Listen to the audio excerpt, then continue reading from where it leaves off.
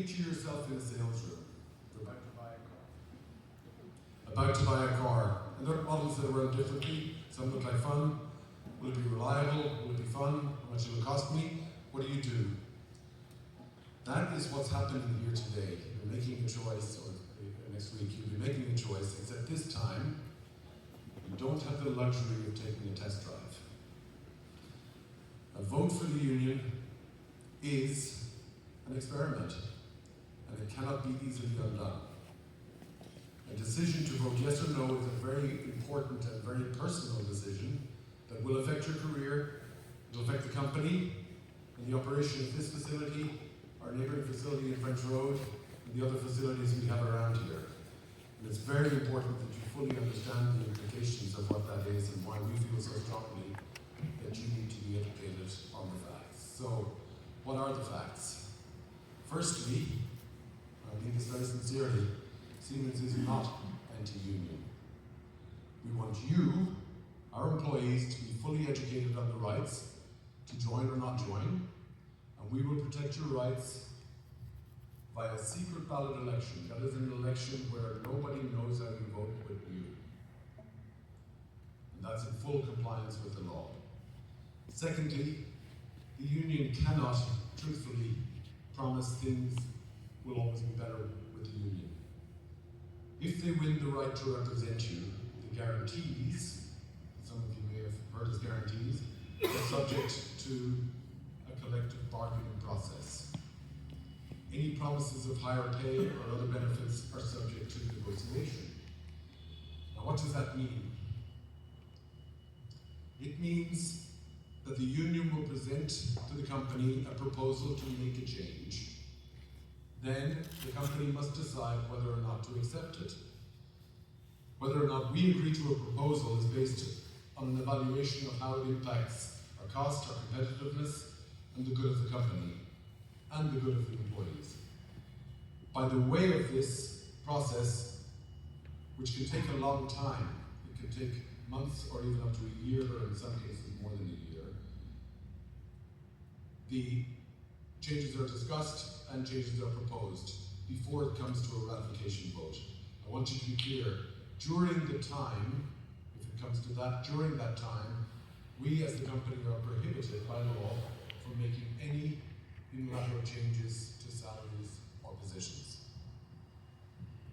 I want to provide you with some data points, and these are the result of past negotiations. Another Siemens company in Grand Prairie, Texas, after negotiations, the salary increase for next year is finally set at 4.5%. If you look at the past average of what we do, that's very similar to what we do without the process of collective bargaining.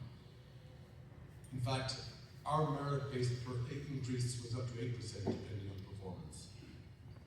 In some cases, a win for the union may not be a win for you. You need to understand that. If you do want some examples, and these are all over the internet, you can look them up or get somebody to show you. You can find these public statements in the news. In 2023, General Motors laid off 1,300 workers following a strike and a contract with the UAW. Last year, UPS cut 12,000 jobs due to higher wages from the union contract and also lower package volumes. Boeing furloughed thousands of employees and froze hiring to manage costs while workers were on strike. The union campaign has focused on what they claim to be able to do for you, but have you also considered what it could cost you? Unions require that members pay dues. And even if you vote no in the upcoming elections, by California law, you will still be required to pay the fees to the union. Be informed. I also wanted to talk about some things that we do have today. And I hope everybody knows this, but in the event that people don't know it, I think it is educational, and I hope you understand that. We care about our employees and offer several benefits. Here are a few that we already provide. We pay for performance. We offer regular pay increases. We conduct annual wage planning. And we reward based on performance and merits. Employees are eligible for overtime regardless of seniority. A healthcare package that we have is a competitive healthcare package. It's been benchmarked across the thing, and by the way, it's the same healthcare package that everybody has in the company. A 401k program with 6% match, that is also competitive. We have a Star Rewards program for rewarding short term, and a gain share program, a monthly gain share program. And for those who don't know, that gain share program was increased from $250 a month to $350 a month just recently. We offer tuition reimbursement for further study, and I know a lot of people who have been through that. It's uncomplicated, it works, and it's a great opportunity. We do offer generous paid time off, PTO, public holidays, bereavement, paid family leave, paid parental leave, paid military leave, and flexibility to make that work for you. Remember, all these benefits will be up for negotiation if you choose union representation. So now I want to talk about something else, and it's the link between our revenue, our backlog, and profitability. We held some town halls, and one of the issues that was brought up in the town halls, and I do want to make sure that everybody understands it. You know, when we have big orders, some people think automatically, oh, that's highly profitable. But that isn't always the case. The business that we're in is very competitive. We have to fight for every job that we win. Those big orders do bring long-term stability, and that is good, but not necessarily profitability. In fact, one of the projects that we were so proud to announce, one of our largest projects ever, is losing money, and quite substantial money. That was caused, of course, by a multitude of factors: COVID, supplier challenges, inflation. But despite that, and I want to be clear about this, despite that, there was no layoffs, no pay cuts, and continued wage increases. And we do that because we recognize the importance of the lifeblood of the business. That is the nature of our business. Big projects we work hard to win, competitive projects that are hard to win, and there's no guarantees that we do win them. We've had some recent examples. We bid on a project in Boston, Lifestyle project. We lost by 13% to a competitor. Passenger coaches in Connecticut, also a project we were keen to win, we lost by 5%. An existing customer in Salt Lake City, we worked with for many, many years. I remember the first of the projects. We bid on that, we lost by 13%. What I want to tell you with this story is that we do our best. It isn't a highly profitable business, but we do our best and we believe in it, and Siemens is in this for the long haul. We will continue to bid on projects, large and small, because we care about the future of the business. When material costs impacted the profitability of projects, we adapted. We adapted without layoffs, without cutting pay, without holding back pay raises, and that is our commitment. Some of you may or may not know, in 2020 and 2021, COVID was raging, and there was a lot of uncertainty. Pay rises were frozen that year for all salaried employees. We fought very hard, the people in this room that can attest to that, to not have that bleed over into the hourly employee population. Everybody was still given a pay rise. One other thing that we need to consider is that businesses are leaving California. We know about it, we read about it. They're moving out of state because of cost of living increases.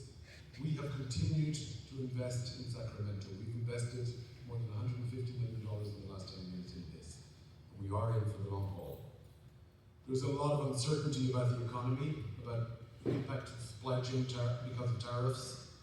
And we are working hard on smart ways to act, to adapt, and ensure our teams can continue to work and grow for years to come. That is our commitment. I want to address another issue, and this came up also in some of the town halls: training. So, one of the things that we have recognized, and I very much appreciate the feedback that we got from that, with the fast growth, with a lot of growth going on, we had some new supervisors, and we had to do that in a very rapid manner. And there have been some challenges that we've recognized, especially with relation to communications and training. We've heard what those challenges are and we're taking them very seriously. Starting in April, we are providing dedicated training for our supervisors in multiple issues, including the performance review process. We will be implementing a second look process to make sure that people aren't unjustly reviewed, to make sure also that outliers are carefully scrutinized. That is our commitment, and I thank you all for the feedback. So, furthermore, our commitment to youth. We have been here for nearly 40 years. I've been here permanently since 1999, that's 26 years. I'm passionate about the business, and I'm passionate about all of the people that serve on our team. For the past 14 years, I've had the fortune and honour to lead this business. I hear you, and I understand that there are things that we can improve on. I guarantee you that together going forward, Toby Bauer, who's taking over the business end of things, and the rest of the leadership team is committed to making improvements in the business. Most of all, we are committed to you. We're also committed to our community in Sacramento. It is home for all of us. And to create successful careers for people for years to come. So we do hear you, we continue hearing, we promised and want to continue to hear from you directly, not just now, but in the future. We have an open door policy that means that people can go to their supervisors, go to their bosses, to ask questions, get information, and what we can guarantee you is you will get straight answers. I personally care very much about fostering a culture of trust and an environment of mutual trust, respect, and understanding. The best way to prosper and to remain competitive is by working extremely hard together. And we can best do that by dealing directly with each other. So now, I have a call for action. And my call for action is, I've heard reports of people being encouraged not to vote if you're not sure about the issue. I don't know if that's a rumor or if that's true, but if it is true, it would be extremely worrying to me.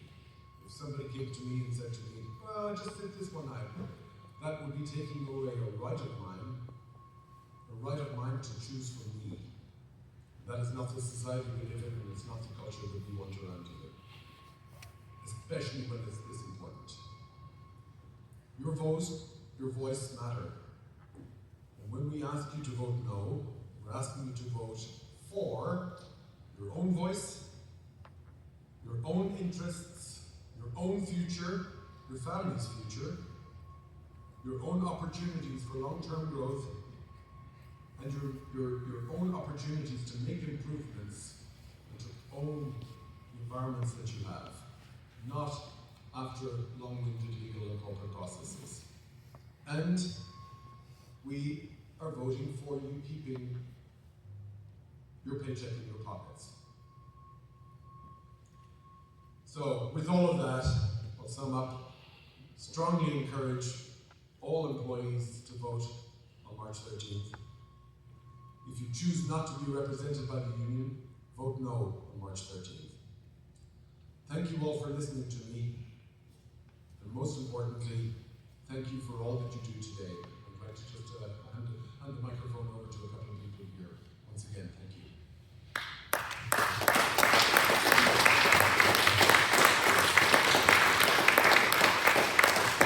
Мы просим вас всех проголосовать «нет». हम आपसे विनती करते हैं कि आपका vote का सदुपयोग करें और वोट नो ऑप्शन को यूज करें। Thank you.